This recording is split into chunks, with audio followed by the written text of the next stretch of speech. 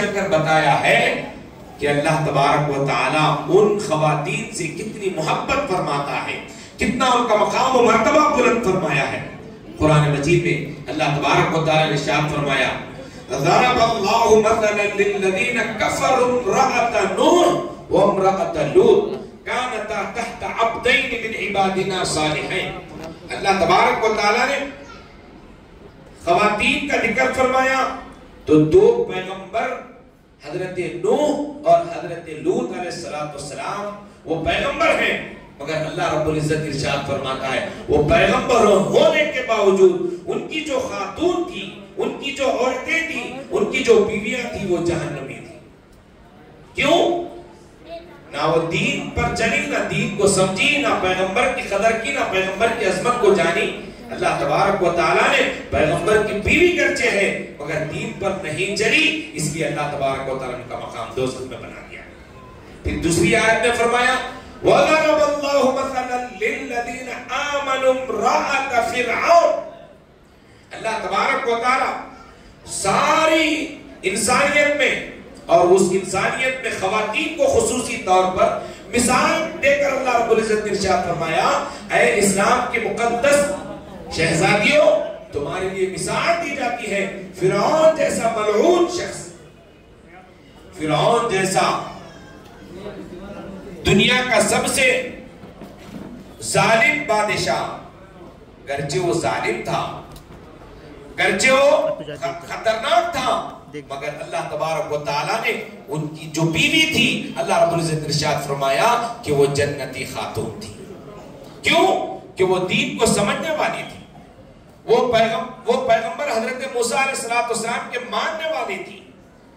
جب فرعون کو پتا چلا کہ فرعون کی بیوی اسلام قبول کر لی ہے، دین کو اپنایا ہے، تو فرعون کیونکہ بادشاہ ہے، راجہ ہے، وہ اپنے بادشاہی طاقت کو استعمال کرتے ہوئے اس خاتون جنت پر ظلم کرتا ہے، حتیٰ کہ وہ سولی پر چڑھا دیتا ہے، ہاتھوں کو کیلوں سے مار دیتا ہے۔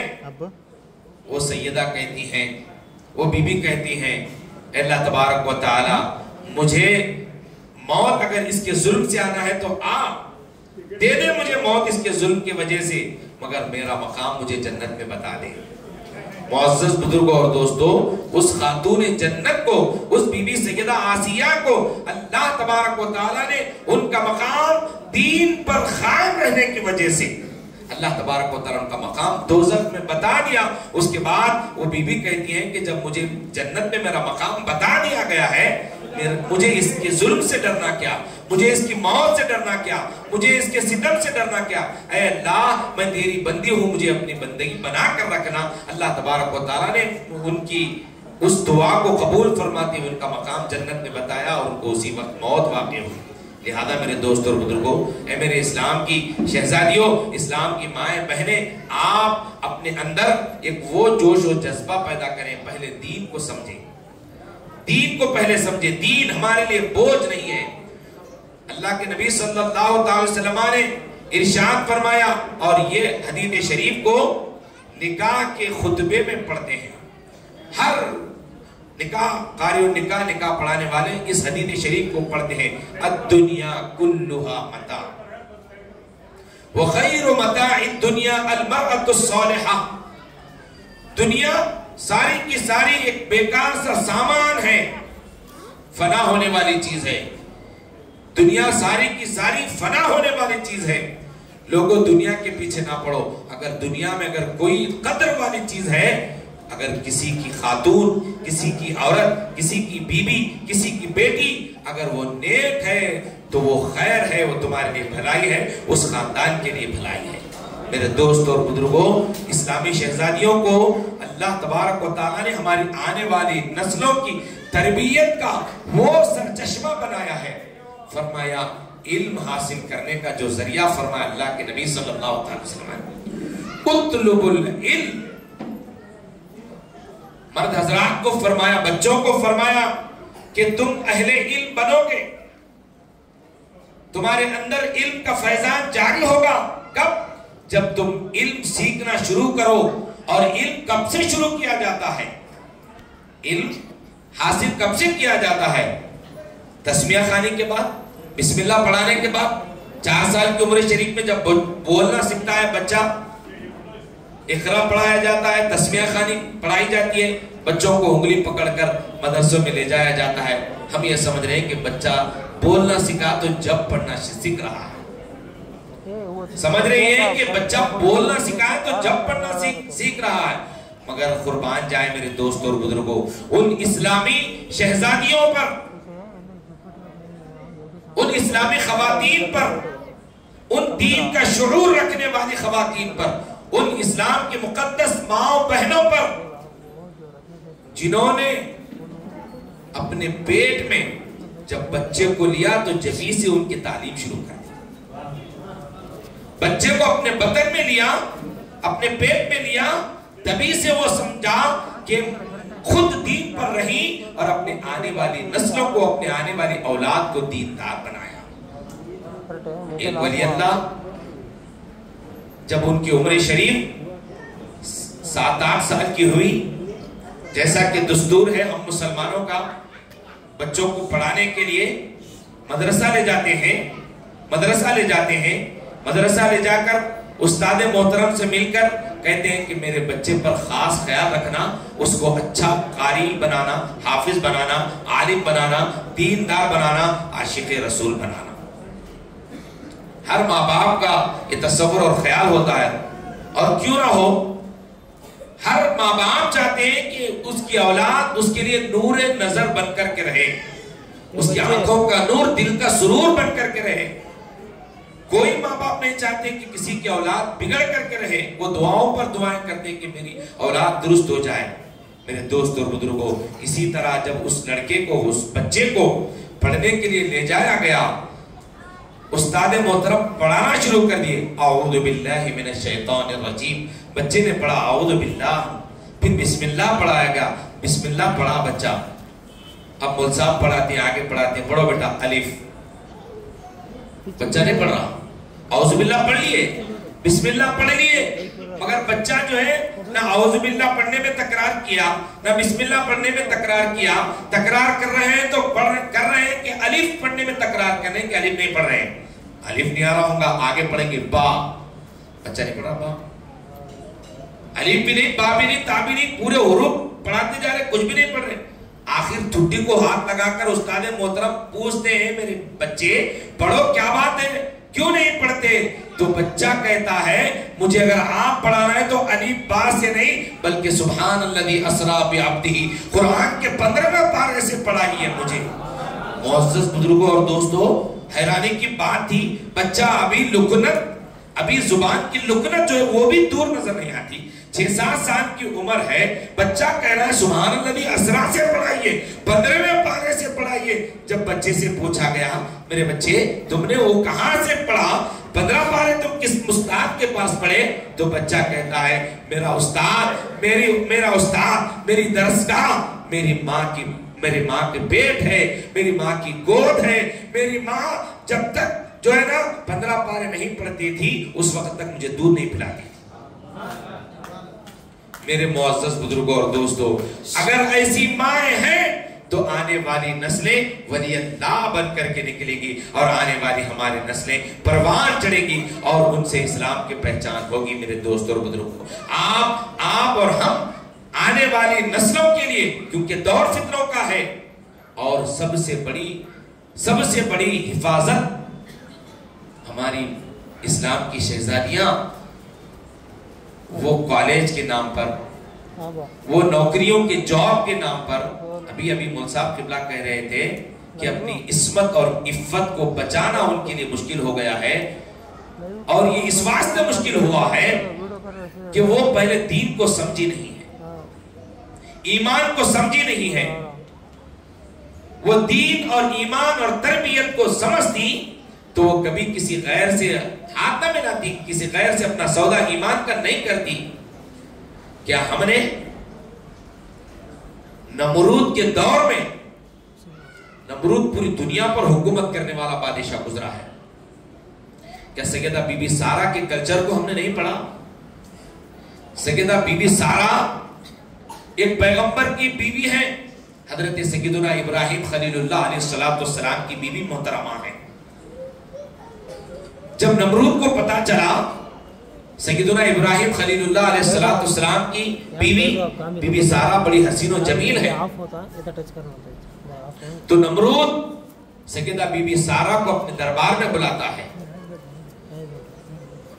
نمرود غلط نیت سے بلاتا ہے اور سیدہ بی بی سارہ آپ اپنی پاک دامنی اور اپنی عصمت اور اپنی شرم و حیا کو اپنے اندر لیے ہوئے اور اللہ کی حفاظت کیسی ہے آپ بتلاتے، پوری دنیا کے اسلام کی خواتین کو بتلاتے ہیں، ہماری ماؤں بہنوں کو بتلاتے ہیں۔ اے اسلام کی شہزادیوں، آپ سیدہ بی بی سارہ کے کلچر کو پڑھیں، آپ سیدہ کائنات بی بی فاطمہ زہرا کے کلچر کو پڑھیں، ان کی تربیت کو پڑھیں، تو سیدہ بی بی سارہ نمرود کے دربار میں پہنچے ہیں۔ نمرود غلط نیت کے ساتھ سیدہ بی بی سارہ پر ہاتھ اٹھانے جاتا ہے۔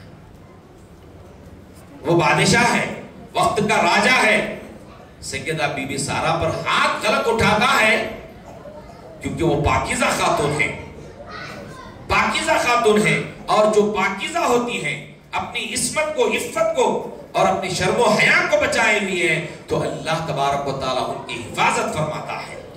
نمرود ہاتھ بڑھایا تو اس کا ہاتھ پورا شل ہو گیا، پتھر کا ہاتھ ہو گیا۔ نمرود سمجھا کہ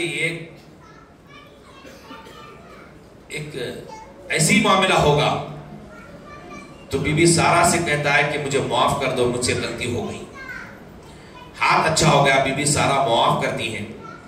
پھر نیت بدلتی ہے، خیال بدلتا ہے، پھر وہ غلط نیت سے ہاتھ بڑھاتا ہے تو اس کا جسم کا آدھا حصہ مبہوت ہو کر کے رہ جاتا ہے، جسم فالج ہو جاتا ہے، جسم کام کرنے نہیں لگتا، پتھر کا جسم ہو جاتا ہے، شل ہو جاتا ہے جسم۔ پھر کہتا ہے کہ مجھے معاف کر دو، میں غلط تھا۔ میرے دوست اور بزرگوں، یہ ہے خواتین کی پاکیزگی کی قدر و منزلت۔ جب کوئی خاتون، جب کوئی اسلام کی بہن، جب کوئی اسلام کی شہزادی اپنی عصمت کو بچاتی ہے، اپنی شرم و حیا کو پاس رکھتی ہے، جو اس کا زیور ہے، جو اس کی زینت ہے، جو اس کی خوبصورتی ہے، اللہ تعالیٰ اس کی حفاظت کا ذمہ لیتا ہے۔ نمرود سے بچائے اللہ تعالیٰ، تو آج کے ظالم کفار و مشرکین کون ہے جو آپ کی عصمت کو لوٹ سکے، آپ کی عزت کو لوٹ سکے؟ میرے دوست اور بزرگوں، لہذا آج ہماری اسلامی خواتین کو اسلامی شہزادیوں کی جو مقدس ہستیاں گزرے ہیں ان کی احوال کو پڑھنے کی ضرورت ہے۔ ایک مرتبہ درود پاک پڑھیں، اللہم صلی علی سیدنا و نبینا و مولانا محمد نبی الامی وعلی آلہ و اصحابہ وبارک وسلم اجمعین۔ میرے محترم بزرگوں اور دوستوں، سیدہ بی بی عائشہ صدیقہ رضی اللہ تعالی عنہا دین کی وہ شہزادی ہیں، دین کی وہ مقدس ہستی ہیں کہ رسول کائنات صلی اللہ تعالی وسلم نے ارشاد فرمایا، خذوا نصف دینکم ہذہ الحمیرہ، دین کا پورا آدھا حصہ، حضور ارشاد فرماتے ہیں دین کا آدھا حصہ سیدہ بی بی عائشہ سے سیکھو، دین کا آدھا حصہ سیدہ بی بی عائشہ سے سیکھو، سیدہ بی بی خدیجۃ الکبریٰ سے سیکھو، سیدہ بی بی عائشہ سے سیکھو، سیدہ کائنات بی بی فاطمہ زہرا سے سیکھو۔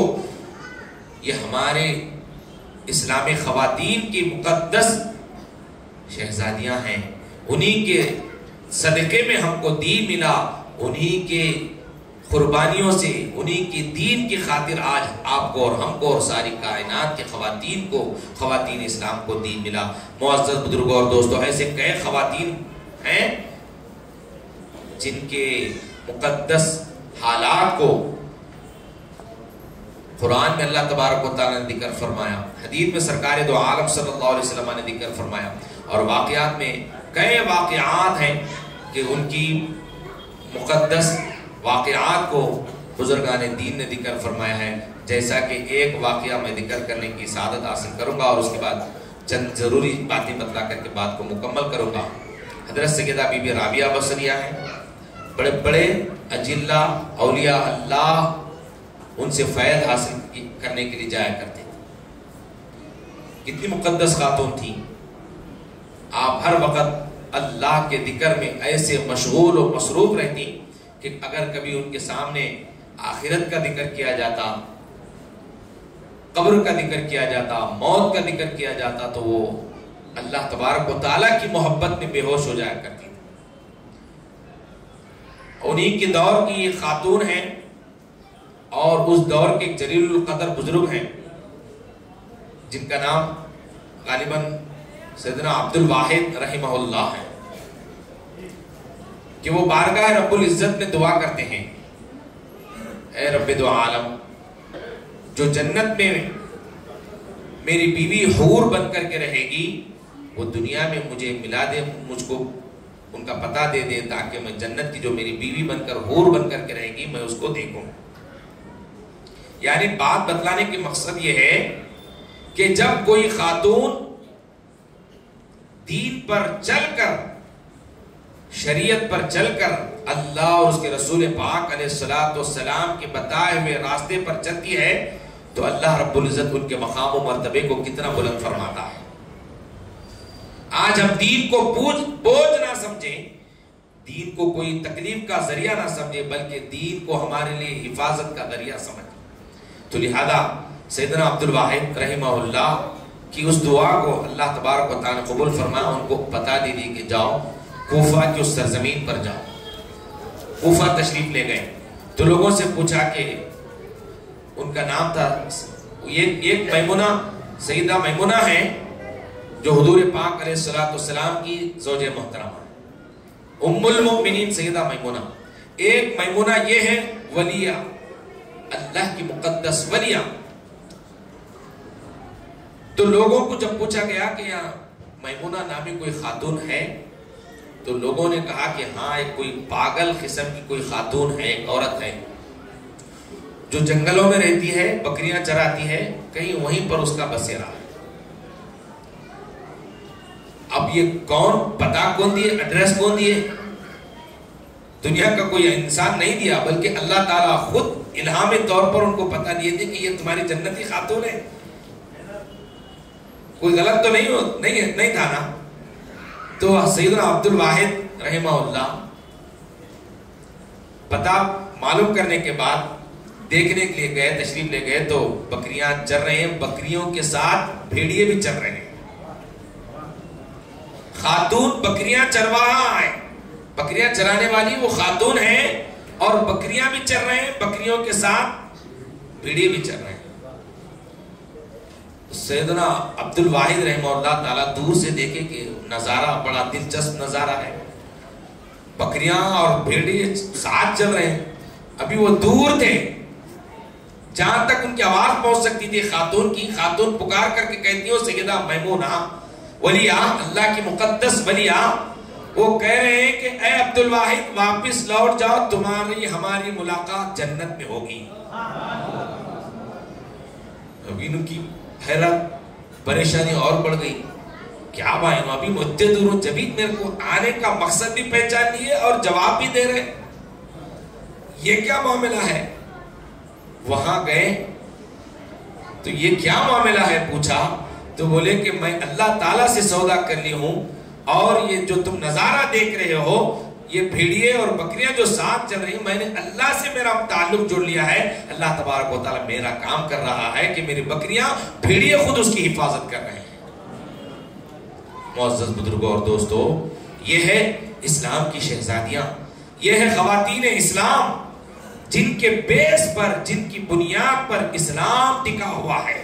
آج ہم اس منچ سے، اس مقدس جلسے سے، اس سید کائنات کے بافیض اور پر رونق اسٹیج سے، اس مقام سے، اس مسجد اعلیٰ سے تمام اسلام کی ماں و بہنوں کو ہم یہ چھوٹا سا پیغام یہ دینا چاہیں گے کہ آپ اپنی یعنی ہستی کو سمجھیں، اپنی ذات کو سمجھیں، اپنی قدر کو سمجھیں، اور آنے والی جو ہماری نسلیں ہیں جو آپ کی گود میں پلیں گی، آپ اپنے گود کی حفاظت کریں، آپ اپنے دین کی حفاظت کریں، دین کو بوجھ نہ سمجھیں بلکہ دین کو ہمارے لیے ضرورت اور ہمارے لیے محافظ سمجھیں کہ اگر کسی خاتون کو کوئی حفاظت کر سکتا ہے تو وہ دین اسلام ہے، پھر دین اسلام کے علاوہ کہیں پر خاتونوں کی حفاظت نہیں ہو سکتی۔ لہذا قرآن شریف کی اس آیت کو میں وضاحت کے ساتھ بیان کر بات کو ختم کرتا ہوں کہ ہم دین کی حفاظت ہماری اسلامی بہنیں کیسے کریں۔ اللہ کے حبیب صلی اللہ تعالی علیہ وسلم کو رب تبارک و تعالی ارشاد فرماتا ہے، اے نبی مکرم، یا ایھا النبی اذا جاءک المؤمنات۔ اب یہاں پر ایک درس مل رہا ہے، ایک پیغام ہم کو یہ مل رہا ہے۔ خاتون ہماری اسلامی مائیں بہنیں جہاں پر قرآن سے تعلیم سیکھیں اور سکھائیں، جہاں پر حدیث رسول سے تعلیم سیکھیں اور سکھائیں، جہاں پر مدرسہ اور جہاں پر اساتذہ اکرام سے تعلیم سیکھیں اور سکھائیں، وہیں پر ایک اور کام ہماری اسلامی بہنیں کریں۔ وہ کیا ہے؟ وہ طریقہ مصطفیٰ، حکم خدا۔ اللہ کا حکم یہ ہے، اللہ تعالیٰ ارشاد فرماتا ہے، اے نبی مکرم، آپ کے پاس خواتین مومن اسلام کی شہزادیاں آپ کے پاس آئیں۔ اب وہاں پر تفسیر ہے کہ کیا کہ ولا، کیونکہ دور زمانے جہالت سے اسلام میں آئے ہوئے لوگ تھے، کفر و شرک کا غلاظت کا وبال اور دباؤ ان پر تھا۔ رسول پاک علیہ السلام کو سب سے پہلے حکم یہ دیا گیا کہ آئیں وہ آپ کے دستے نبوت پر اگر بیعت لینے کے لیے آئیں، فبایعہن، آپ ان کی بیعت لے لو۔ یہ حکم رب کا ہے اور مصطفیٰ کا طریقہ ہے۔ تو یہ بیعت کا جو معاملہ ہے، ہمارے دین کو حفاظت کا سب سے بڑا ذریعہ بیعت بھی ہے۔ مرشدان کامل، پیران کامل جہاں پر لوگوں کے دلوں کو صاف اور شفاف فرماتے ہیں، وہیں پر اسلامی خواتین کی تربیت بھی کرتے ہوئے نظر آتے ہیں، اور یہ طریقہ مصطفیٰ ہے۔ اللہ تبارک و تعالیٰ کا حکم ہے، فرمایا فبایعہن، آپ ان کو ویسی نہ چھوڑیں، ان کی بیعت لے لو، واستغفر لہن اللہ، ان کے لیے دعائے استغفار بھی کرو۔ ان خواتین کے لیے، ان لیڈیز کے لیے، ان اسلامی شہزادیوں کے لیے استغفار بھی کرو، ان کے لیے دعائیں مغفرت بھی کرو۔ اللہ تعالیٰ ان کی مغفرت فرما دے گا، اور آنے والی نسلوں کے لیے ایک طریقہ قائم فرما دیا اللہ تبارک و تعالیٰ نے کہ دین کی حفاظت ہوتی ہے تو وہ تربیت، وہ دین کی حفاظت بیعت سے ہوتی ہے، مریدی سے ہوتی ہے۔ تو مرید جہاں پر مرد حضرات مرید بنتے ہیں، وہیں پر خواتین کو بھی حکم ہے کہ اپنے دین کی حفاظت کے لیے اور طریقہ مصطفیٰ حاصل کرنے کے لیے پیران کامل سے بیعت بھی لیں اور اپنے دین کی حفاظت کریں۔ قرآن شریف کی اس آیت کے ذریعے سے ایک اور جملہ میں ذکر کر کے بات کو مکمل کرتا ہوں کہ بجائے ہم آج کے فتنوں کے دور میں سب سے بڑا فتنہ ہے موبائل کا، سب سے بڑا فتنہ ہے موبائل کا۔ یہ ایک جگہ دعوت میں گئے تو والد محترم بچے کو لیے ہوئے ہیں، والد صاحب کھانا کھا رہے ہیں تو کھانا کے حلق میں نہیں اتر رہا کیونکہ بچے کھانا نہیں کھا رہے۔ دو بچے ہیں دسترخوان پر بیٹھے ہوئے، کھانا لگا ہوا ہے، بھوک لگی ہوئی ہے، والد صاحب کھانا چاہ رہے ہیں، بچے نہیں کھا رہے، والد کا بھی دل نہیں بول رہا نہیں کھا رہے۔ تو باپ مجبوراً کیا بول رہے ہیں؟ بیٹا کھا لے، تجھے موبائل دیتا ہوں، فون دیتا ہوں، کھا لے باپ۔ اب بچہ بڑا موبائل دیتے پہلے کس کو دیتے؟ اب وہ پریشان۔ یہ حالت ہو گئی ہے۔ تو جہاں پر بچوں کو موبائل کی عادت چھڑانا اتنا مشکل ہو گیا، الگ الگ ایپ آ رہے ہیں موبائل چھڑانے کی۔ پہلے تو موبائل دے دیے، اب اس کو چھڑانے کے الگ الگ طریقے آ رہے ہیں۔ لہذا میرے دوستوں بزرگوں، کوئی ایک فلسفی نے کہا، کوئی دانشور نے کہا، اگر انگار ہے اور موبائل ہے تو بچوں کو انگار دے دینا مگر موبائل نہیں دینا۔ انگار دے دینا، موبائل نہیں دینا۔ ارے بولے انگار سے ہاتھ جلتا نا، ارے بابا انگار سے خالی ہاتھ ہی جلتا، موبائل دنگا تو پوری زندگی چل جائیں گی اس کی۔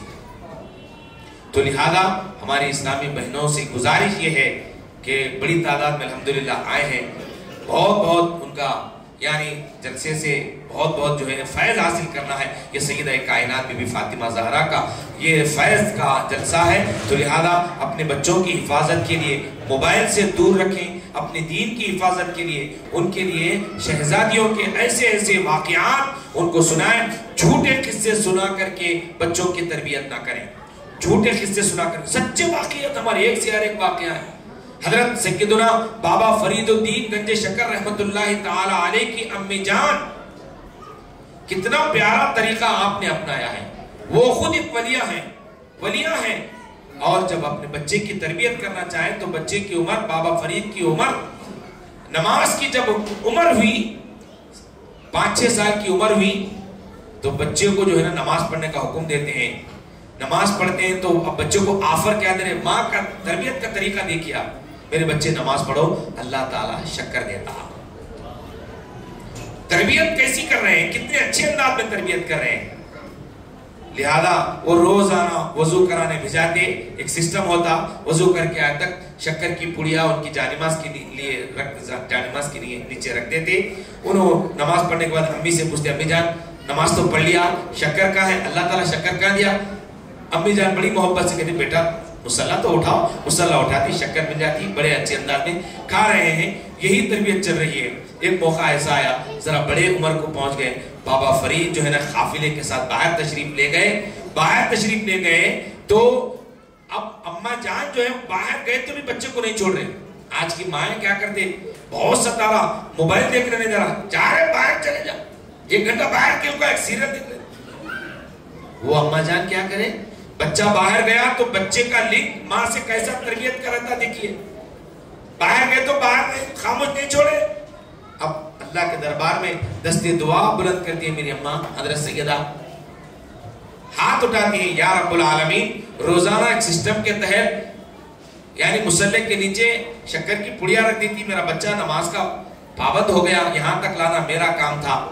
اب وہ بڑے قافلے کے ساتھ گیا ہوا ہے، اب وہ یہاں سے نگرانی کرنا تیرا معاملہ ہے۔ اب وہ قافلے میں گئے تو قافلے میں کیسے لوگ آڑے تڑے لوگ تھے۔ بابا فرید ارشاد فرماتے ہیں، ارے بابا نماز پڑھو اللہ تعالیٰ شکر دیتا۔ اتنی بہترین تربیت تھی، وہ جملہ کتنا انہوں نے خاص لوگوں تک پہنچایا، نماز پڑھو اللہ تعالیٰ شکر دیتا۔ کہاں دیتا شکر، ایسے جنگل میں کہاں سے دیتا شکر، نماز پڑھو شکر دیتا اللہ تعالیٰ۔ نماز پڑھائے، ان کو نماز پڑھانے لگا ہے، پہلے اللہ کے دربار تک پہنچا ہے، نماز کے لیے مصلح بچھائے۔ یہاں کنیکشن ایسا ہے، اماں جان دعا کر رہے ہیں، یا رب العالمین میرے بیٹے کو یہاں بھی رسوا نہیں کیا، وہاں بھی رسوا نہیں کرنا۔ اب نماز پڑھیے، قافلے کے ساتھ نماز پڑھے، باجماعت نماز پڑھے، ان کے دلوں کو پھیر دیا۔ ماں کی تربیت کا معاملہ یہ ہے۔ بابا فرید نماز کے بعد لوگ پوچھ رہے ہیں، جیسے یہاں بیٹا اماں سے پوچھتا تھا، اب پورے قافلے والے پوچھ رہے، بابا فرید تمہیں لالچ تو دیے ہم کو شکر کی منہ میٹھا کرنے کی، منہ میٹھا کیسا کرنا بتاؤ، اب اٹھاؤ مصلح اٹھاؤ۔ جیسے جیسے مصلح اٹھا رہے ہیں، سب کے مصلح کے نیچے شکر نکال دیا اللہ تعالیٰ۔ شکر گنج کا لقب آپ کو ملا ہے، گنج یعنی گنج خزانہ۔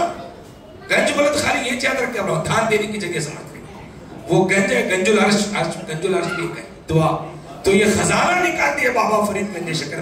تو ماں کا کنیکشن، بچہ کہیں پر بھی جائے مگر ماں اپنی روحانی نگاہوں سے، دل کے کیفیت سے اپنی اولاد کی تربیت میں برابر رہے تو ایسے گھرانوں میں ایسی نسلیں پیدا ہوتی ہیں، اور آنے والا زمانہ ان کو گنج شکر کے نام سے یاد کرتے ہیں، اور اللہ تبارک و تعالیٰ ان کے فیض کو تا ابد، تا قیامت تا ابد ان کے فیض کو جاری اور ساری فرما دیتا ہے۔ لہذا آپ کے اور ہم اپنے گھروں میں اپنے خواتین کی تربیت کریں، اور خواتین سے میری گزارش ہے، ماؤں بہنوں سے میری گزارش ہے کہ آپ اپنے آنے والی نسلوں کی حفاظت کے لیے اسلامی تربیت، اسلامی ماحول بنائیں، خود بھی نماز کی پابندی کریں اور اپنی اولاد کو بھی نماز کی طرف توجہ دلائیں، تاکہ ہمارا معاشرہ ایک سب سے بہترین معاشرہ بنے اور دوسروں کے لیے ایک مثال بنے کہ آج جہاں پر خواتین کے لیے ایک معنوں میں ایک مقابلہ ہے کہ وہ پردوں کو ختم کرنا چاہتے ہیں، وہ یہ ہماری ماؤں بہنوں کو یہ بولنا چاہتے ہیں کہ تم کیا اوڑھ لے کر پردہ بند کر کے رہتی ہیں۔ ہماری خواتین بتائیں کہ اس پردے کے اندر کتنا راز چھپا ہوا ہے، اس کے اندر کیسی پاکیزگی ہے۔ تو پردہ چھوڑ کر کے تو بدنام ہوتے جا، اور ہم پردہ پہن کر ہی ہم اپنے عظمتوں کو ظاہر کرنے لگ جائیں گے۔ لہذا میرے دوستوں اور بزرگوں، اس فیر کے جلسے سے میں اپنی بات کو اس دعا سے میں مکمل کروں گا کہ اللہ تبارک و تعالیٰ آپ کو، ہم کو، ساری کائنات کے مسلمانوں کو مولا تبارک و تعالیٰ سیدہ بی بی فاطمہ زہرا سلام اللہ علیہا کے فیض سے مستفید فرمائے۔ جو کچھ کہا سنا ہے کہنے سے سننے سے زیادہ اس پر عمل پیدا ہونے کی توفیق عطا فرما. وصلی اللہ تعالی علی خیر خلقہ ونور سیدنا محمد وآلہ وصحبہ اجمعین وآخر دعوانا الحمدللہ رب العالمین. والسلام علیکم ورحمۃ اللہ.